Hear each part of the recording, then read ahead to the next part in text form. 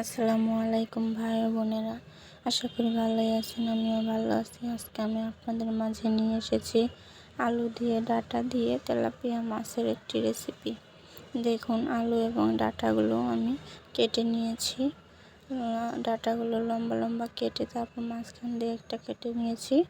এগুলো এখন ভালো করে ধুয়ে নিব এবং এগুলোতে 2 চামচ মরিচের গুঁড়া এবং হাফ চামচের মতো হলুদের গুঁড়া এবং পরিমাণ মতো লবণ এবং একটু পেঁয়াজ, রসুন এবং জিরা বাটা দিয়ে দিচ্ছি। এগুলো এখন আমি যে পাতিলে রান্না করবো ওই পাতিলে তেল দিয়ে মশলাগুলো ভেজে নেব। একটু পানি দিয়ে ভালো করে ভেজে নেওয়ার পর দেখুন, উপর দিয়ে তেল ভেসে উঠেছে। মশলাগুলো ভালো করে কষানো হয়ে গেছে। এখন এই মশলাগুলোতে আমি ধুয়ে রাখা আলু এবং ডাঁটা দিয়ে দিব।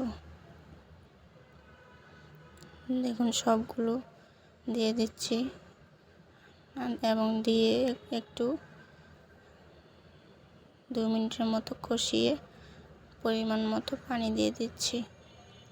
আলু এবং ডাঁটা যাতে সিদ্ধ হয় এই পরিমাণে পানি দিয়ে ঢাকনা দিয়ে দিব।